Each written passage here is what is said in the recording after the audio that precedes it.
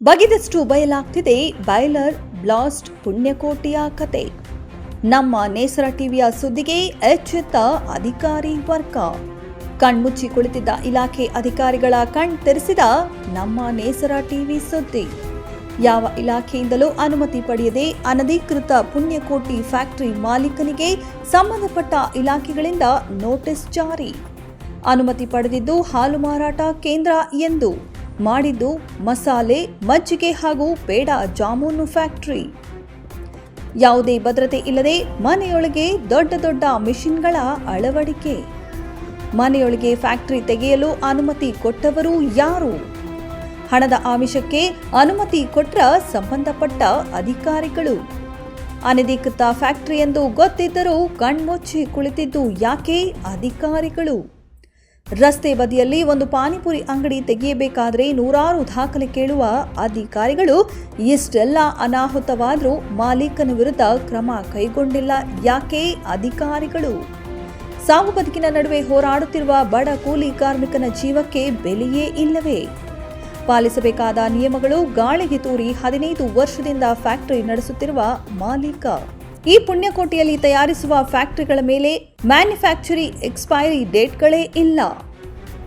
ಸದಾಶಿವಯ್ಯ, ಸಾರ್ವಜನಿಕರ ಆರೋಗ್ಯಕ್ಕೆ ಗ್ಯಾರಂಟಿ ಯಾರಯ್ಯ? ಇಲ್ಲಿ ತಯಾರಾಗುವ ಮಸಾಲೆ, ಮಜ್ಜಿಗೆ, ಪೇಡ ಹಾಗೂ ಜಾಮೂನ್ ಕರ್ನಾಟಕದ ಮೂಲೆ ಮೂಲೆಯಲ್ಲೂ ಮಾರಾಟ. ಇಷ್ಟು ದೊಡ್ಡ ಅನಾಹುತವಾದರೂ ಕೊರಟಗೆರೆ ಪೊಲೀಸ್ ಇಲಾಖೆಯಲ್ಲಿ ಎಫ್ಐಆರ್ ದಾಖಲಾದರೂ ಸಹ ಯಾವುದೇ ಕ್ರಮ ಜರುಗಿಲ್ಲ ಯಾಕೆ? ಅಗ್ನಿಶಾಮಕ ದಳ, ಆಹಾರ ಇಲಾಖೆ, ಆರೋಗ್ಯ ಇಲಾಖೆ, ಕಾರ್ಮಿಕ ಇಲಾಖೆ, ಸ್ಥಳೀಯ ಪಟ್ಟಣ ಪಂಚಾಯಿತಿ ಅಧಿಕಾರಿಗಳ ನೋಟಿಸ್ಗೂ ಡೋಂಟ್ ಕೇರ್ ಎನ್ನುವ ಫ್ಯಾಕ್ಟರಿ ಮಾಲೀಕ. ಬಡ ಕೂಲಿ ಕಾರ್ಮಿಕರಿಗೆ ಅಧಿಕಾರಿಗಳಿಂದ ಸಿಗುವುದೇ ನ್ಯಾಯ? ಕಾದು ನೋಡಬೇಕಾಗಿದೆ. ವ್ಯಾಪ್ತಿಯಲ್ಲಿರ್ತಕ್ಕಂಥ ಸದಾಶಿವಯ್ಯ ಸನ್ ಆಫ್ ಲಿಂಗಯ್ಯ ಅವರಿಗೆ ಸಂಬಂಧಪಟ್ಟಂತ ಶ್ರೀಕಂಠೇಶ್ವರ ಎಂಟರ್ಪ್ರೈಸಸ್ ಅಂತೇಳಿ ಏನು ಒಂದು ಕಂಪ್ನಿ ಮಾಡಿಕೊಂಡು ಹಾಲಿನ ಉತ್ಪನ್ನಗಳ ಏನು ಒಂದು ಪ್ರಾಡಕ್ಟ್ಸ್ನ ತಯಾರಿ ಮಾಡ್ತಾಯಿದ್ರು.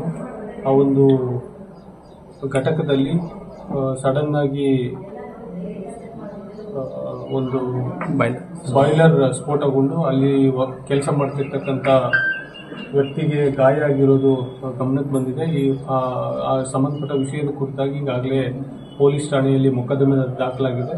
ಹಾಗೂ ಪಟ್ಟಣ ಪಂಚಾಯಿತಿ ಕೊರಟಗೆರೆ ಪಟ್ಟಣ ವತಿಯಿಂದ ಈ ಹಿಂದೆ ಅವ್ರಿಗೇನು ಕೊಟ್ಟಂಥ ಲೈಸೆನ್ಸ್ ಕೂಡ ಅವಧಿ ಕೂಡ ಮೀರಿದೆ ಅಂತೇಳಿ ಮಾಹಿತಿ ಇದೆ. ಸಂಬಂಧಪಟ್ಟ ಅಧಿಕಾರಿಗಳು ಕೂಡ ಆ ಒಂದು ಟ್ರೇಡಿಂಗ್ ಎಂಟರ್ಪ್ರೈಸಸ್ ವಿರುದ್ಧ ಅಗತ್ಯ ಕಾನೂನು ಕ್ರಮ ಕೈಗೊಳ್ಳಲು ಕೂಡ ತಿಳಿಸಲಾಗಿದೆ. ಅದನ್ನು ಪರಿಶೀಲಿಸಿ ಅಗತ್ಯ ಕ್ರಮ ವಹಿಸಿದೆ. ಸರ್, ಇನ್ನು ಈಗ ಫುಡ್ ಇಲಾಖೆ ಆಗಿರ್ಬೋದು, ಕಾರ್ಮಿಕ ಇಲಾಖೆಯಿಂದ ಆಗಿರ್ಬೋದು, ಯಾವುದೇ ರೀತಿಯ ಭದ್ರತೆಗಳನ್ನ ತಗೊಡ್ದಂಗೆ, ಅವ್ರು ಯಾವುದೇ ರೀತಿಯ ಅದಕ್ಕೆ ಸಂಬಂಧಪಟ್ಟ ದಾಖಲೆಗಳು ಕೂಡ ಕೊಡದಂಗೆ ಎಲ್ಲವನ್ನೂ ಇಲ್ಲಿಗಲ್ ಆಗಿ ನಡೆಸಿದ್ರು ಅಂತ ಒಂದು ಮಾಹಿತಿ ಇದೆ ಸರ್.